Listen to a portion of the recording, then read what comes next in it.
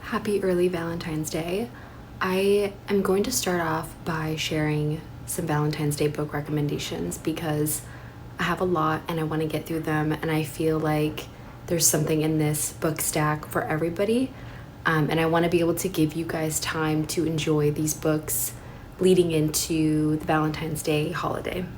I really love this holiday so much, and I want to share some more things with you later in the video, like films and activities and other just Valentine's Day adjacent things that feel very much in the spirit of this holiday. So I have a lot here. Some are more like literary erotica, some are kind of antithetical of Valentine's Day, and some are love stories, some are tragic. I have something in this stack literally for everyone. There's a few in this stack that I don't have, but I'm going to share them with you anyway because I think that you might like them and you could always order them if it's of interest to you. So the first one on my list is Teresa and Isabel by Violet DeLuc. And this is a deeply intimate and lyrical novella about a passionate love affair between two schoolgirls, and it's written with a tenderness and emotional intensity, and LeDuc's prose are raw and feverish and almost hypnotic, and it really pushes the boundaries of what is considered acceptable at the time that this book was written. And I think it's a story about first love and of bodies discovering each other and longing that feels both urgent and fragile. And I think LeDuc doesn't just describe desire, but she really immerses you in this world. Delta of Venus by Anais Nin is a collection of erotic short stories that are as lush and poetic as they are bold. Anais Nin, her writing transcends the purely physical, and really I feel like she does such an incredible job at turning intimacy into something that's almost mythical and otherworldly, and desire as art and passion as language, and each story explores different facets of love and longing, from playful flirtations to deep emotional entanglements, and always with her signature dreamlike and fluid style. The Passion, according to G.H. by Clarice Lispector, desire as destruction, love as transformation. This novel is an intense and almost religious experience, and it's less about romantic love and more about the raw and existential hunger for meaning. And I think the narrator, as a wealthy sculptor, undergoes this complete unraveling and encounters something as mundane as a cockroach, which spirals into a meditation on selfhood and faith and the brutal honesty of existing. I think it's a book that really consumes you from the inside out, like love at its most terrifying and transcendent state. Giovanni's Room by James Baldwin is a novel about love that is as beautiful as it is doomed. And in this story, there's a character named David who is an American living in Paris who falls for Giovanni, who is an Italian bartender, but he is really struggling with his own identity and the expectations that are placed upon him. And Baldwin really captures the ache of forbidden love with such precision that every sentence that he writes feels like it's being carved from something that is so deeply eternal. This is one of my favorite books of all time. This is a story about shame and longing and the ways that we sabotage like everyday things that make us want to be alive and exist in this world. Little Birds by Anais Nin is a collection of sensual and poetic short stories that unravel the complexities of desire. Some of these are soft, some of these are dark, but always so deeply felt by the reader. I think Anais Nin writes about female sexuality with a kind of openness and elegance that still feels very radical, especially in her time. And her characters explore their fantasies, test their boundaries, and they really coexist in a world where, desire is not just something that is necessary. It's not something that they're seeking, and it's not physical, but it's almost intellectual and emotional and even spiritual. Highly recommend this. This is similar to Delta of Venus and its level of eroticism. The Flowers of Evil by Charles Baudelaire is a collection of decadent and intoxicating poetry that reveals both beautiful and grotesque in different relationships, and Baudelaire captures love in all of its forms. It's desperate, obsessive, sinful, divine. Every poem in this book feels like a confessional, like a whispered confession, like something that is secret and illicit and filled with the kind of longing that just really lingers in your mind and almost like makes your skin crawl throughout the entirety of the story and even after. Madonna in a Fur Coat. This is a book that's almost here. It's in the mail somewhere. And this is a novel that is soaked in longing and quiet devastation, and it follows a shy, introspective man who falls deeply in love with a fiercely independent artist in the 1920s in Berlin. And their relationship is just very delicate and haunting and ultimately fleeting. And this is a book that is about the kind of love that reshapes you. It's about connection that is both transformative and impossible to hold on to. The Lover by Margaret Duras is a feverish and semi-autobiographical novel about a young French girl's affair with a wealthy Chinese man in 1930s colonial Vietnam. And Duras really writes with the kind of detached poetic intensity that really weaves together memory and desire and togetherness until they become completely indistinguishable. And it's about power, it's about loss, and it's about the ways that love embeds itself into the fabrication of who we are, even long after you finish reading this book. Call Me by Your Name, a novel and a great film that is about memory in a hazy, golden, sun-drenched heat of rural Italy. It's essentially about a boy named Elio who is 17 years old, and he falls in love with Oliver, who is a visiting graduate student. And over the course of one Italian summer, the story really captures the agony of first love in excruciating detail, and the stolen glances and the hallucinations and the hesitations and this unbearable sweetness of what it is to have just such a deep, passionate, fleeting love. And it's a book that just aches and lingers and makes you nostalgic for something that you might not have even experienced in your own life. Written on the Body by Jeanette Winterson is a novel about desire that refuses to conform, and it's told by a genderless narrator who explores the raw and consuming nature of love, the way that it possesses us and changes us and marks us forever. And I think Winterson's prose are lyrical and immersive, and she does such an incredible job at blurring the line between body and soul and between longing and loss. And this is not just a love story. I feel like this is a story of passion and what it means to be passionately in love. The Price of Salt is a story that really defied the whole era of when this book was set. It's about a girl named Therese, and she's a young shop girl, and she falls for Carol, who is a sophisticated woman trapped in a marriage that she no longer wants. And unlike most queer novels in the 1950s, The Price of Salt really dares to imagine a love that doesn't end in tragedy. And Highsmith, she really writes with a slow, deliberate tension where every glance and every touch is just charged with unspoken longing. The Piano Teacher is one of the most unsettling, psychologically complex portrayals of desire that has ever been written. It represents a piano teacher who begins an obsessive and masochistic relationship with her student that really unravels her carefully controlled world. The prose in this book are sharp and brutal, and they strip this love down to the most destructive impulses. And I don't think that this is a romance. It's something so much darker.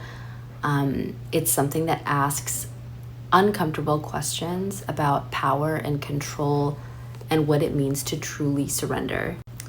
Women in Love by D.H. Lawrence is a novel about love that is both intellectual and physical, passionate and violent. It is about two sisters who navigate complex relationships with two different men, and it challenges the very nature of desire, freedom, and human connection. And this book explores intimacy, both emotional and erotic, and what is considered scandalous in its time, but even now it reads more as a deeply modern story. Erotic Poems by Goethe is a collection of sensual, romantic, and deeply human poetry that celebrates love in all of its forms. And Goethe's words really capture this timeless feel of beauty and longing and the quiet ache of desire. Love is a Dog from Hell by Bukowski is a very frustrating book. It is essentially a book that is told in his world that is messy and desperate and drunk throughout the text. And this collection is just raw and unfiltered and brutally honest. It's full of longing and loneliness and the kind of romance that smells like cigarette ashes and cheap whiskey. It's love at its most human, which is ugly and electric and impossible to look away from. The Sluts by Dennis Cooper is a novel that reads like a descent into the darkest corners of desire. It's told through online reviews, emails, and fragmented narratives, and it explores obsession, identity, and the exploitation in a world of male escorts. It is unflinching and raw and violent and unsettlingly intimate. La Bâtarde is another book by Violet Leduc that is a memoir that almost reads like a confessional. It's about her life, her lovers, and her struggle for acceptance as a queer woman in the 20th century in France. Her prose are poetic and brutal and filled with like an unfiltered honesty that makes her work just feel so ahead of its time. Lastly is Henry and June by Anais Nin. This is one of my favorite Anais Nin books. It's essentially like the uncensored journals between Henry and Anais and June that span over a single year in Anais Nin's life. Nin really falls in love with Henry Miller's writing and the striking beauty of June, his wife. I love this. If you're new to Anais Nin, I always recommend starting with Henry and June. It's very approachable, it's very addictive, and it's not overwhelming. If you're new to like literary erotica and things in that type of genre or subgenre, highly recommend Henry and June. Not necessarily reviewing this book, but love poetry. The Stallworthy edition is such a beautiful book of poems by Sappho and a few other authors who I really admire, but I thrifted this and I thought it was perfect. I love the cover and it just feels very fitting for Valentine's Day. I also don't know if you've ever heard of this book by Catherine Millett. This is another like very prominent and iconic cult literary erotica book. And I have a few others, but I feel like this is a good list. I feel like this is a good starting point for you if you're new to literary erotica, if you're new to romance that is actually good, and if you're looking for books to just really get you in the spirit of Valentine's Day. I hope that you find something in this list that you really end up loving.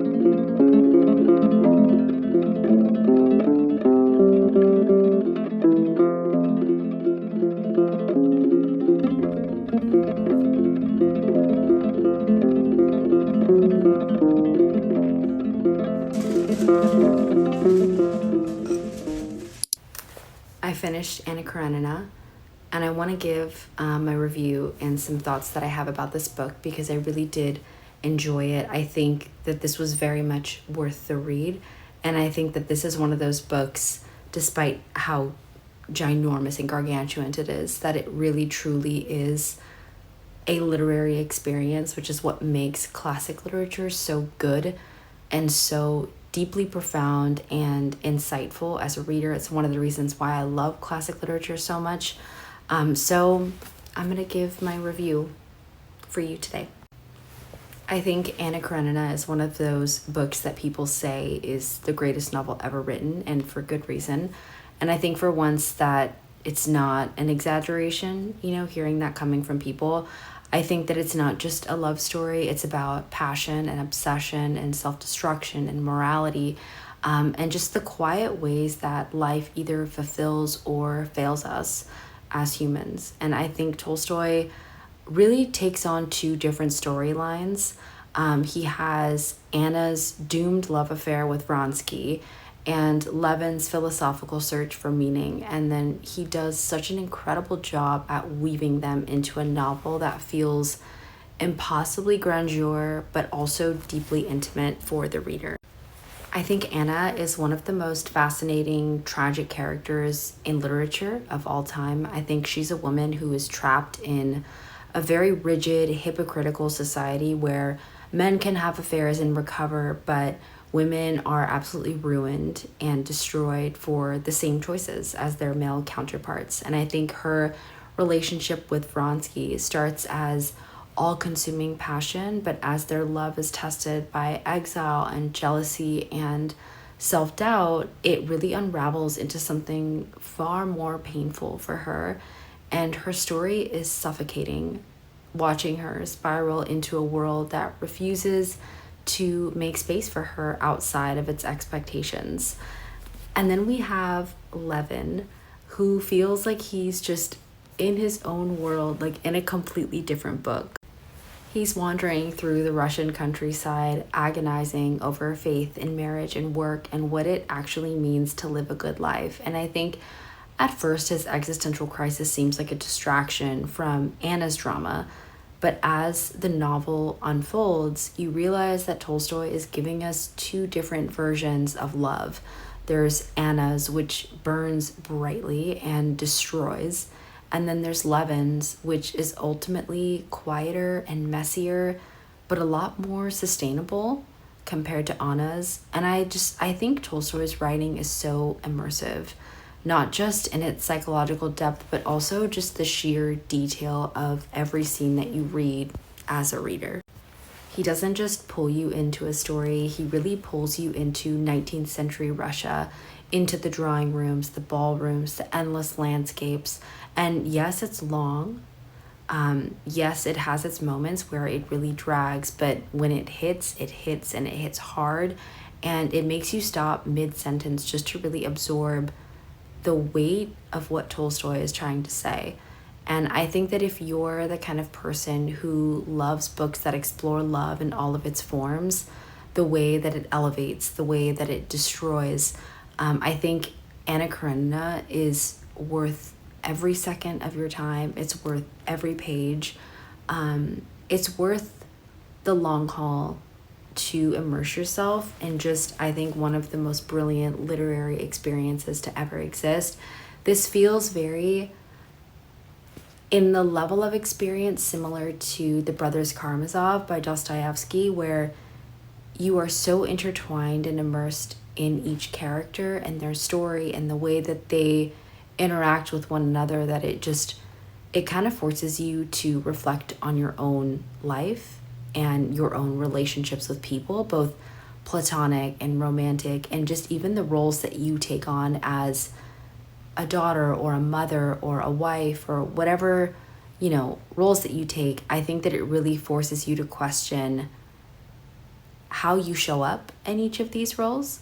But that's kind of generally like an overview of the book and my thoughts on the book and how much I loved it and how much I just highly recommend it. If you're looking to take on a project book, read this before winter is over. It's quintessentially winter, quintessentially romantic.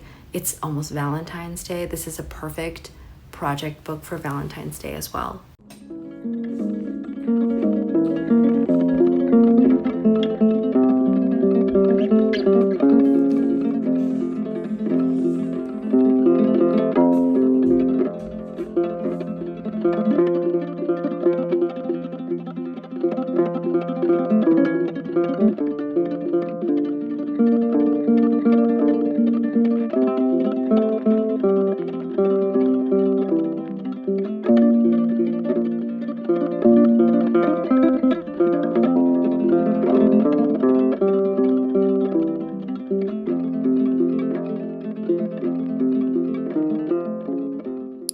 So I hadn't planned on integrating this into my YouTube video, but I just got a package in the mail and it was from Gabar, and they so generously sent me a full-size bottle of fragrances and 2 mini fragrances with absolutely no obligation for me to talk about it or share about it on my platform.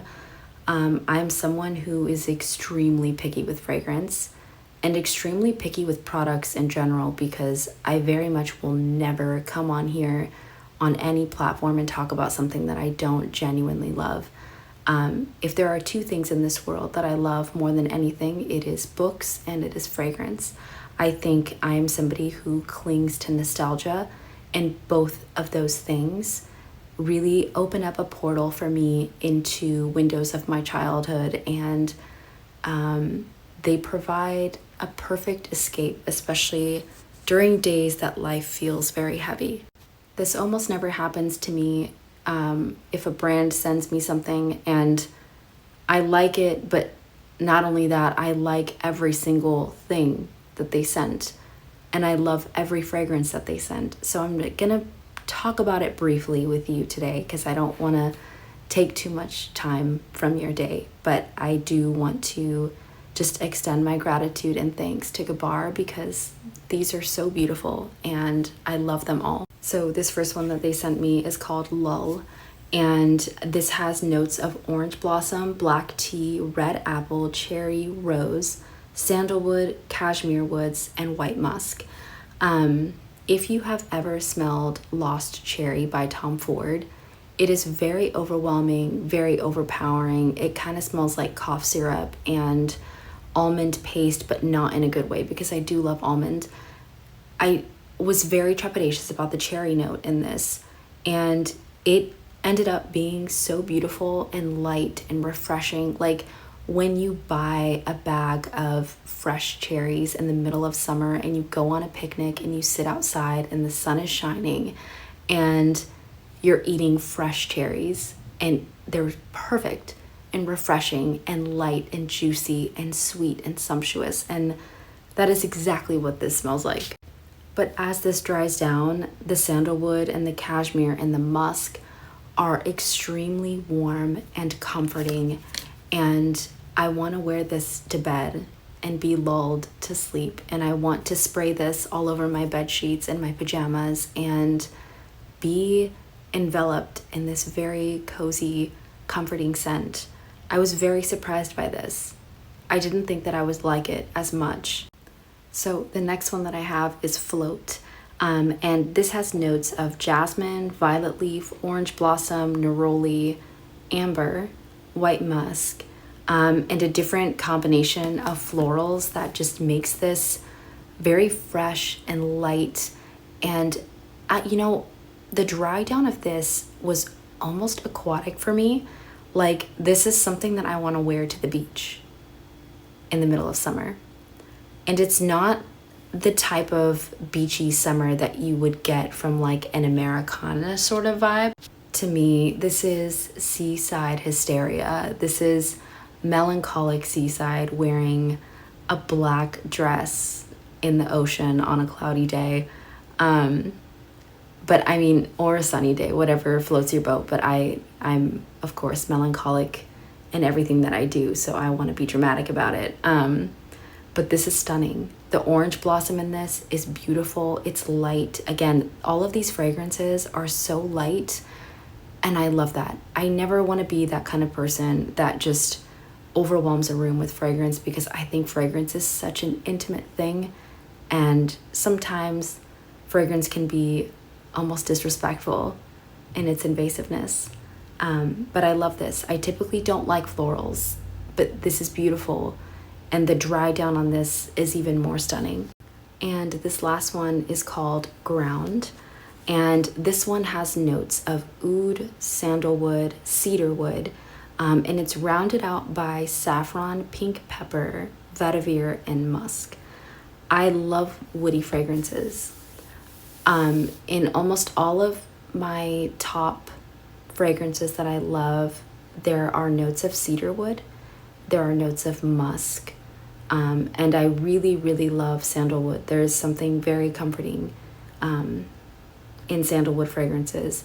I know sometimes people don't know how to do them right, but this is beautiful. This can be worn all year round. I think it's really great for winter. This kind of reminds me of taking a walk in the woods on a rainy day or on a cloudy day. I think that some people might argue that this is more autumnal and winter, but I also think that the lightness and the freshness of this can easily be worn in the spring and summer months as well. So that's all I have for this little segment of my video. I feel really grateful, and I just want to take space and take time to thank Abar. And if you are in the market for fragrance, I highly recommend checking them out. At least go look at their website, play around, window shop, look at the different fragrances that they have. They have discovery sets, which I highly recommend. Never blind buy a fragrance. Don't do it. You will 99% of the time regret it. But get a little sample and see if you like it, and you might fall in love with them the same way that I did. So yeah,